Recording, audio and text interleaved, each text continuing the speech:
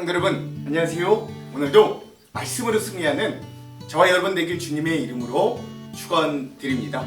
오늘 드디어 우리 갈라디아서 우리 여행 마지막 시간이 되었습니다. 우리 어제 내용을 잠깐 기억해 볼게요. 어제 6장은 이제 바울이 이 갈라디아서 편지를 쓰며 최종적으로 마무리, 자기의 어떤 핵심 메시지 결론 부분을 이야기하는 장면이었는데 뭐냐면 성도의 교제와 사랑의 실천들을 권면했던 내용들입니다. 그래서 제일 먼저 바울은 뭐라고 하냐면 거짓 율법 또는 다른 율법의 꾀임에 넘어갔던, 즉 이 범죄했다고 표현했는데, 그런 자들을 너무 쉽사리 쫓아내거나 너무 징계하여서 그들이 복음 밖으로 쫓아내지 말고 그들이 다시금 돌아올 수 있도록, 회복할 수 있도록 그들을 회복시키고, 그래서 그들이 졌던 죄의 짐들을 서로 나누어 지라. 즉 교회 공동체는 어떤 사람들이 모인 곳이냐면 내 짐만 지는 것이 아니라 서로의 짐을 나눌 수 있는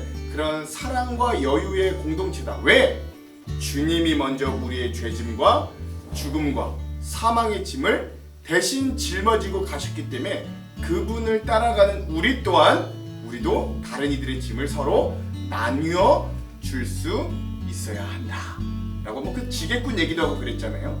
두 번째, 그런데 또 하나 바울은 거기서 멈추는 게 아니라 그러나 성도들은 결국 근본적으로 각자의 십자가도 져야 하는 소명을 받은 존재다. 왜? 예수님이 우리의 죄짐과 죽음의 짐은 가져가셨지만 그러나 주님도 우리에게 명령하셨거든요. 너희가 각자의 십자가를 지고 나를 따라오라고 했어요. 그러나 그 멍에가 쉽고 가볍다 라고 하셨습니다. 즉 우리 성도들은 그러므로 우리에게 주어진 소명, 전도, 복음, 또 그리스도인으로서 살아가야 될 선행, 도덕적인 삶, 거룩한 삶, 하나님의 나라를 이루는 확장, 이런 십자가를 또한 지고 각자의 짐을 짊어지고 나아가야 되는 사람들이다.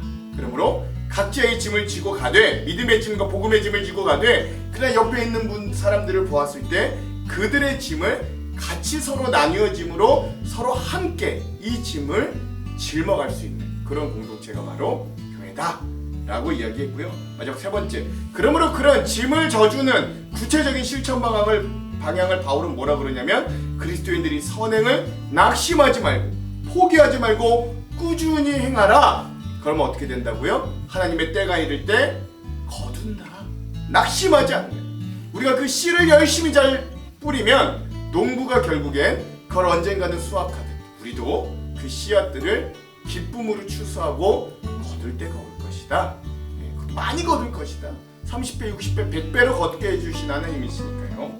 그런 우리 내용들을 어제 함께 나눴습니다. 자, 이제 이렇게 갈라디아서 편지의 본문은, 그러니까 바울이 전하려고 했던 본 내용들은 다 이렇게 마무리가 된 겁니다. 자, 오늘 거기에 이어 마지막 갈라디아서 6-2의 시간입니다. 오늘의 본문의 분량은 6장의 마지막 후반부인 11절에서 갈라디아서 마지막 6장 18절까지 함께 볼 거고요. 제목을 짓자면 예수의 흔적을 자랑하는 삶이라고 제목을 지어보았습니다. 왜 이렇게 지었는지는 이제 보시면 알 거예요. 자, 여러분 본격적으로 들어가기 전에 두 가지 맥을 한번 짚어보고 갑시다. 첫 번째, 자, 오늘 6장의 마지막 후반부의 말씀을 통해 그리스도인 된 내가 지금 뭘 자랑하고 있는가, 내 자존감의 근원은 무엇이 있는가를 한번 우리 스스로를 깊이 되돌아보았으면 좋겠습니다. 자, 두 번째, 바울은요 오늘 말씀에 자기의 몸에 예수님의 흔적, 즉 스티그마가 있다고 말하는데 그 말이 어떤 말인가도 깊이 묵상하면서 오늘 말씀을 보았으면 좋겠습니다. 나는 무엇을 자랑하고 내 자존감의 근원 뭘로 삼고 있는가. 두 번째, 자기의 몸에 예수의 흔적이 있다고 하는 바울의 말은 어떤 의미인가. 이런 우리 맥을 짚으면서 오늘 내용과 주안점을 함께 좀 살펴보도록 하겠습니다. 먼저 내용을 봅시다. 자, 이제 이 마지막 부분은 바울의 마지막 권면과 이 갈라디아 지역의 교회들과 성도들에게 축도하는 이 바울의 모습들입니다. 바울은 먼저 율법주의자들에 대한 마지막 경계, 즉 대적자들의 헛된 자랑을 경계하라 이야기합니다. 보십시오, 내가 여러분에게 이렇게 큰 글자로 적습니다. 육체의 겉모양을 꾸미기를 좋아하는 사람은 여러분에게 할례를 받으라고 강요합니다. 그것은 그들이 그리스도의 십자가 때문에 받는 박해를 면하고자 하는 것입니다. 할례를 받는 사람들 스스로도 율법을 지키지 않으면서 여러분에게 할례를 받게 하려는 것은 여러분의 육체를 이용하여 자랑하려는 것입니다 라고 하는 거죠.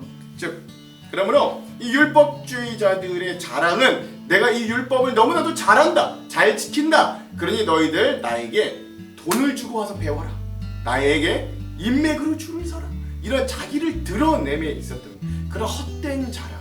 그리고 그 주변에 있는 진짜 유대교인들이 율법을 안 지킨다고 해서 계속 박해했거든요. 그 박해를 면하기 위한 뿐이었다는 거예요. 그러므로 그들의 그런 헛된 자랑에 너희들이 참여하지 말아라. 할례로 대표되는 헛된 자랑에 참여하지 말아라 라고 이야기하는 거고, 이 부분도 이따가 우리 주안점에서 더 깊게 나눠볼게요. 그 이후에 바울은 이야기합니다. 그들은 그렇게 할례를 하고 율법을 지킴으로 그것들을 자랑으로 여기지만 그거 무익하다. 나는 오로지 십자가만을 자랑한다. 십자가만을 자랑하겠다라고 바울은 이야기하죠. 그런데 내게는 우리 주 예수 그리스도의 십자가밖에는 자랑할 것이 아무것도 없습니다. 그리스도로 말미암아 내 쪽에서 보면 세상이 죽었고 세상 쪽에서 보면 내가 죽었습니다. 할례를 받거나 안 받는 것이 중요한 것이 아니라 새롭게 창조되는 것이 중요합니다. 이 표준을 따라 사는 사람들에게와 하나님의 백성 이스라엘에게 평화와 자비가 있기를 빕니다. 즉 할례를 받았냐 안 받았냐, 율법을 지켰냐 안 지켰냐, 이게 중요한 게 아니라는 거예요. 우리의 기준과 표준은 누구라고요? 예수 그리스도, 그 십자가, 우리를 구원받게 한 그 십자가만이 우리의 자랑이 된다. 그렇죠? 자랑이 된다라고 하는 거죠. 그러니까 오늘 우리의 자랑도 어디에 있는가 한번 잘 살펴봐야 되는 것입니다. 이 부분도 우리 주안점에서 더 깊게 한번 나눠볼게요. 그리고 마지막으로 바울은 마지막 권고와 축도로 이렇게 편지를 마무리합니다. 그래서 이제 유명한 구절이 있죠. 내가 예수의 흔적을 가졌다라고 하잖아요. 이제부터는 아무도 나를 괴롭게 하지 마십시오. 나는 내 몸에 예수의 상처 자국을 지니고 다닙니다. 형제자매 여러분, 우리 주 예수 그리스도의 은혜가 여러분의 심령에 있기를 빕니다. 아멘. 그런 거예요. 결국 이 스티그마라는 말은 사실 낙인, 흉터, 자국 뭐 이런 말입니다. 그러나 바울은 내가 예수를 전하기 위해, 예수를 믿기 위해 고난받고 매맞고 배고프고 사람들에게 쫓겨나고 공격당하고 이래서 몸에 남았던 모든 질병과 아픔과 모든 박해의 흔적이 오직 내 안에 자랑이 되었다. 그러니 여러분들도 그런 자가 되었으면 좋겠다. 그런 여러분에게 하나님의 은혜와 평강, 그런 축복이 있기를 빈다 라고 하면서 이 편지를 마무리하고요. 이 부분도 우리 다 주안점에서 더 깊게 나눠보도록 하겠습니다. 자, 그러면 오늘 이 부분에 대한 우리 핵심 구절을 한번 나눠볼게요. 두 군데입니다. 14절과 17절입니다. 먼저 14절 읽어볼게요. 그러나 내게는 우리 주 예수 그리스도의 십자가 외에는 결코 자랑할 것이 없으니 그리스도로 말미암아 세상이 나를 대하여 십자가에 못 박히고 내가 또한 세상을 대하여 그러하니라. 아멘. 17절. 이후로는 누구든지 나를 괴롭게 하지 말라. 내가 내 몸에 예수의 흔적을 지니고 있노라. 아멘. 그렇습니다. 그래서 오늘 이런 바울의 고백, 두 가지의 고백을 오늘 말씀의 핵심 구절로 삼아 보았습니다. 별다른 설명 안 해도 여러분 잘 아실 거예요. 자, 그러면 오늘 이 부분에 대한 주안점 세 가지를 함께 나누고 오늘 말씀을 한번 읽어볼게요. 갈라디아서의 마지막. 첫 번째, 오늘 드디어 갈라디아서의 마지막 부분을 우리가 함께 읽게 되었습니다. 재밌는 사실은 여러분, 이 당시 편지의 마지막 부분을 바울이 직접 자기의 손으로 친필로 쓰고 있다는 것이에요. 그래서 이 편지 이 마지막 부분은 이렇게 시작됩니다. 11절. 내 손으로 너희에게 이렇게 큰 글자로 쓴 것을 보라. 아멘. 그렇죠? 여러분, 이 당시에는요, 대필자를 통해 편지를 쓰는 게 일반적인 일이었습니다. 지금과는 문화가 좀 달라요. 바울의 편지도 보통 그러한 형식을 취했어요. 하나의 직업처럼 훈련을 받은 전문 대필자가 편지를 대신 맡아 써주었습니다. 왜냐면 이 당시는 종이도 지금처럼 흔하지 않았어요. 종이도 비싸고 그 종이에 최대한 많은 글을 써야 되기 때문에 전문적인 능력을 가지고 있는 사람이 써야 됩니다. 또 바울은 물론 자기가 글도 알았고 뭐 여러 개 국어도 했지만 일반적인 사람의 편지를 쓸 땐 글을 모르니까 글을 아는 사람이 그가 입으로 불러주면 적어주는 대필가가 있을 정도였다는 거예요. 그런데 아무래도 많은 사람이 이렇게 대필자들을 통해 편지를 주고받는 상황이라면 문제가 하나 생기죠. 그게 뭐예요? 이 편지가 정말 그 사람이 보낸 진짜인가 가짜인가를 확인하는 문제가 중요해집니다. 그래서 편지의 마지막은 그 대필자가 아니라 본인이 직접 기록했던 문화가 있다고 합니다. 그래서 이거 내가 쓴 거 맞아! 라고 마지막 증명해 주는 거죠. 지금 바울도 그런 방식으로 편지를 마무리하고 있는 거예요. 그러면서 바울은 이 마지막 자기 손으로 쓰는 친필을 큰 글자로 썼다. 이걸 좀 보라 라고 합니다. 그러니까 여러분, 우리가 만약 바울의 이 편지를 봤다면 이 부분, 오늘 우리가 읽는 이 부분부터 확실히 큰 글씨로 편지가 쓰여졌다는 걸 볼 수 있었을 거예요. 원문으로 보자면. 네, 여러분, 큰 글자로 썼다는 말에 한 가지 생각할 수 있는 건 당시에 글을 적을 수 있는 종이가 지금처럼 흔할 때가 아니거든요. 대필자를 통해 기록하는 이유 중에 하나가 아까 말한 것처럼 종이를 아끼려고 했던 것 중에 하나입니다. 그런데 지금 바울은 자기 손으로 친필로 편지를 적으면서 큰 글자로 적는다. 앞에 있는 글씨들보다 더 큰 글자로 적는다고 씁니다. 그럼 바울은 왜 이렇게 큰 글자로 이 부분을 적는 걸까요? 그 이유에 대해 몇 가지 견해가 있어요. 첫 번째, 바울이 시력이 나빠 어쩔 수 없이 크게 적었다 라고 하는 의견이 있고, 또 바울이 전문 대필자가 아니기 때문에 상대적으로 그 전문적인 글씨들보다는 큰 글자로 쓸 수밖에 없다라는 견해도 있습니다만, 그러나 제가 생각하기에 더 가능성이 있는 견해는 바울이 강조하려는 의도로 이 부분을 큰 글씨로 썼다 라고 하는 거죠. 우리가 중요한 내용에 밑줄을 치거나 빨간색으로 표시하는 형광펜으로 긋는 것처럼 바울이 그런 의도를 가지고 이 부분, 이 마지막도 중요하니 큰 글씨로 적었다는 거예요. 중요한 내용을 강조하려는 거죠. 그런 그 중요한 내용, 그 첫 번째 메시지가 뭐냐? 육체를 드러내려는 율법의 헛된 자랑을 경계하고 돌이키라 라고 했다는 거예요. 12절 13절.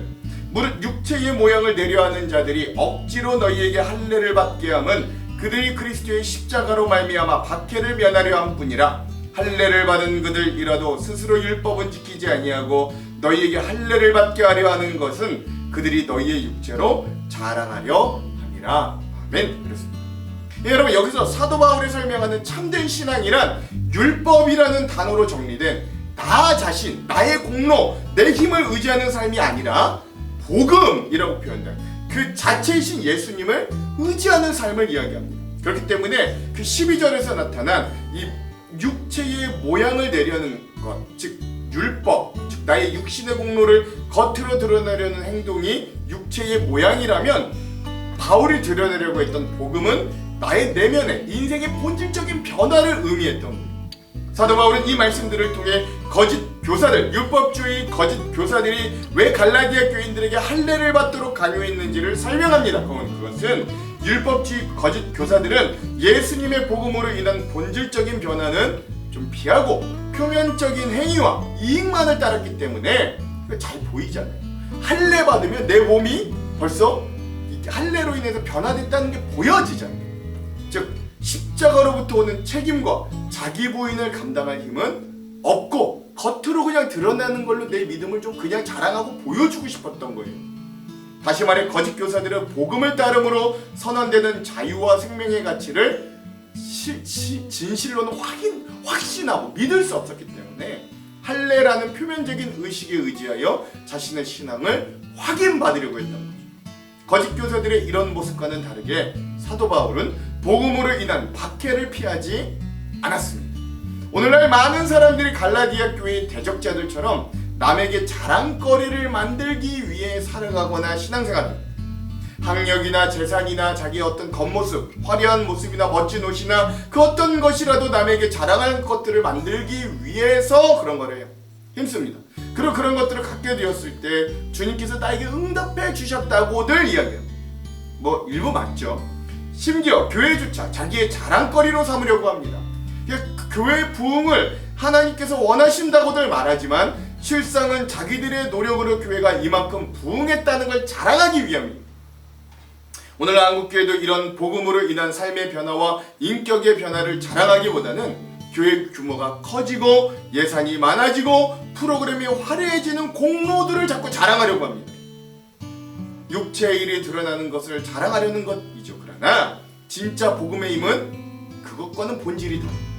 물질의 힘을 우상시하는 세상을 향하여 복음은 오직 그리스도의 십자가를 믿는 믿음만이 영원한 생명을 향할 유일한 능력이며 길이라고 선언하는 거예요. 이런 복음의 담대한 선언을 세상 사람들은 불쾌하게 여기거나 아니면 어리석인 것들로 치부합니다. 세상이 이렇게 반응하는 이유는 인간은 결국 인간 스스로를 구원하기에는 힘없이 나약하고 약한 존재라는 점을 복음이 꼬집어서 그들이 싫어하는 그 본질을 고발하기 때문에 그렇습니다. 세상의 사람들과 하나님의 말씀 중 어느 쪽이 어리석은 존재이겠습니까? 스스로의 능력을 의존하는 인간은 결국 허망한 결론에 도달할 뿐이고, 예수님의 복음을 따르는 그리스도인들에게는 영원한 생명이 주어지는 것입니다. 그러므로 여러분, 오늘 나는 무엇을 자랑하는가 우리 스스로를 되돌아보기를 간절히 소망합니다. 두 번째, 바울은 이 편지를 마치면서 마지막으로 갈라디아 교회를 생각하며 큰 글씨로 강조하는 두 번째 권면의 핵심이 있는데, 그건 십자가만을 자랑하라는 거예요. 헛된 육체의 욕망을 쫓지 말고 십자가만을 자랑하라는 거예요. 14절, 그러나 내게는 우리 주 예수 그리스도의 십자가 외에 결코 자랑할 것이 없으니 그리스도로 말미암아 세상이 나를 대하여 십자가에 못 박히고 내가 또한 세상을 대하여 그러하니라. 아멘. 그렇죠. 사람이 무엇을 자랑하느냐를 생각함에 따라 그 삶의 방향이 달라집니다. 내가 뭘 자랑스럽게 여기느냐에 따라 그의 삶과 가치관이 너무나 달라지잖아요. 그 자랑이 자기에게 있으면, 다시 말해 자신의 업적이나 성취에 그 자기의 자랑의 기준이 있으면 자기의 공로를 내세우고 자신이 얼마나 중요한 사람인지, 자신이 얼마나 필요한 사람인지를 다른 사람들에게 인정받으려고 삽니다. 겉으로 드러나는 것들, 내가 얼마나 이런 것들을 했느냐를 자랑하면서 사는 거죠. 세상에 있는 종교들이 그럽니다. 내가 얼마나 공을 들이고 얼마나 선을 쌓았느냐에 따라 달라지죠. 내가 얼마나 했느냐, 그것이 자랑이 되는 겁니다. 결국 나의 행위에 달려있는 거죠. 그러니 우리는 그 공로와 인정에 다시 얽매이게 되고, 그래서 그걸 때로는 잃어버리거나 그 명예와 권력과 재산이 사라지게 될 때 우리는 자랑은커녕 인생의 무상과 허무함과 비참함을 느끼게 되는 거예요. 그러나 바울은 주님의 십자가 외에는 아무것도, 다른 어떤 것도 자랑할 것이 없다 말합니다. 다른 자랑거리 없어요. 특히 그리스도인에게 우리가 자랑할 수 있는 건 주님의 십자가뿐입니다. 십자가밖에 없어요. 한편 사도 바울은 자신이 예수 그리스도의 십자가밖에 자랑할 것이 없다고 설명하고 있으나, 이는 또 거꾸로 생각해보면 역설적으로 사도 바울 자신이 예수님의 십자가를 자랑할 수 있게 되었기에 자기를 속박하던 모든 것으로부터 자유로 생명을 향하게 되었다고 강조하는 표현이기도 합니다. 이와 같이 복음의 사람은 세상으로부터 오는 모든 죄와 거짓된 속박으로부터 참된 자유를 얻게 되는 거예요. 우리는 이 십계명을 하나님께서 우리를 속박하는 도구로 생각하기 쉽습니다. 십계명을 단순히 율법적인 도구로만 여긴다면 그것은 우리를 속박하는 도구가 될 게 자명합니다. 그게 맞아요. 하지만 십계명을 하나님의 사랑으로 여기며 복음 안에서 그 계명 하나하나씩 내 삶에 적용해보면 십계명으로부터 오는 놀라운 자유들을 경험하게 됩니다. 우상으로부터의 자유, 죽음으로부터의 자유, 범죄에서부터의 자유, 그렇죠? 불행에서부터의 자유, 다른 이들과의 비교에서부터의 자유, 이런 자유를 누리게 됩니다. 오직 하나님만을 섬기라고 하신 말씀은 사실 인간이 나약하여 자기의 눈에 보이는 모든 것을 의존하고 우상시하는 존재라는 점을 내포하고 있는 말씀이죠. 하나님을 모르는 사람들은 끊임없이 자신을 붙잡아 종과 같이 묶어둘 무엇인가를 찾아 헤매지만, 하나님의 사람은 하나님 한 분만을 붙잡고 신뢰함으로 세상 모든 것으로부터 담대하고 자유롭게 살게 됩니다. 실제로 우리의 힘으로는 인간 본연에 죄악된 이 본성을 끊어내고 나를 나답게 만들어주는 참된 자유로 나아갈 힘이 없습니다. 우린 그럴 수 없어요. 하지만 예수님의 십자가 복음을 믿음으로 받아 예수님과 함께 살아가는 사람에게는 복음이 주는 참된 자유가 그 인생에서 피어나게 되는 거죠. 또 하나, 이 말씀에서 우리는 또 한 가지를 십자가에 대해 말할 수 있겠는데, 그건 십자가로 말미암아 그래서 나는 세상과 나의 관계가 끝이 나게 되었다는 것입니다. 세상에 대해서 내가 죽었고 세상도 이제 나에 대해서 죽었습니다. 완전히 정리된 관계이죠. 더 이상 얽매이고 서로 영향받을 필요가 없습니다. 그래서 오늘 십자가란 분리라고 답할 수 있는 거예요. 십자가는 그래서 분리가 됩니다. 십자가를 통해 나는 그동안 나의 자랑으로 여기던 세상과 분리되었습니다. 거룩함이죠. 나의 삶에 놀라운 변화가 찾아왔고 새로운 삶이 시작되었습니다. 그래서 세상에 대한 나의 태도가 완전히 달라지게 된 거죠. 십자가는 우리의 유일한 자랑입니다. 뿐만 아니라 십자가는 세상과 우리 사이에 분명한 선을 그었습니다. 분리시켰습니다. 십자가는 우리가 더 이상 세상에 속해 있지 않음을 기억하게 해줍니다.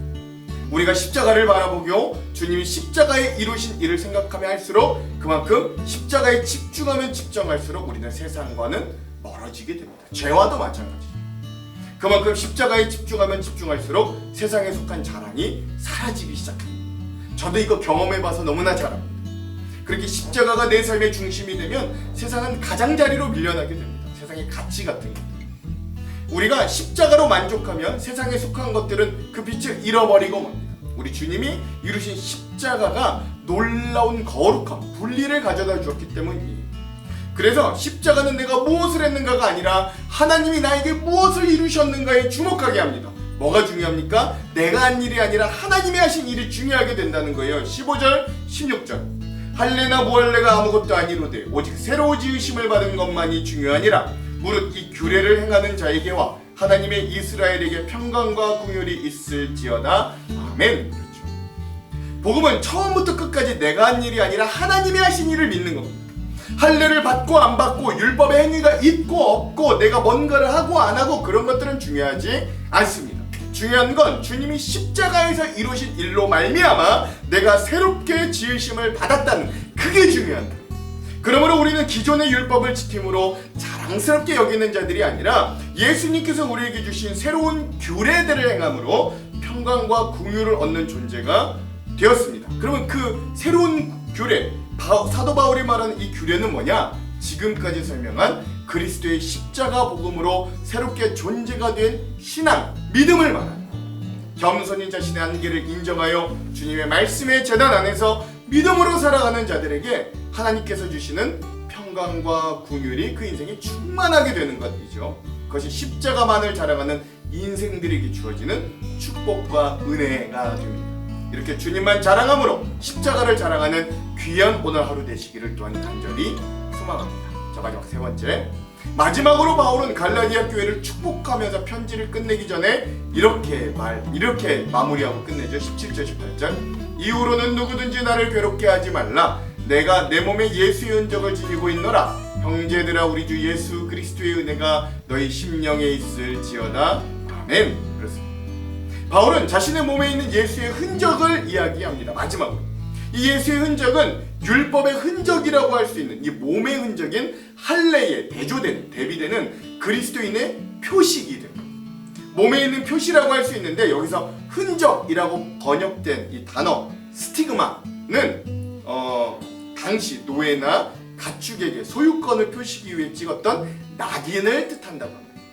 학자들은 예수님의 흔적을 바울이 복음을 전하며 받았던 수많은 박해들로 인해 몸에 남은 상처들로 보기도 합니다. 그러므로 낙인이라는 말은 사실 원래는 상당히 부정적인 단어잖아요. 예수님 때문에 내 인생에 낙인이 찍혔다는 말은 부정적으로 들리거나 아니면 별로 소망처럼 들리지는 않기 때문에 그렇습니다. 낙인이라는 말이 그렇죠.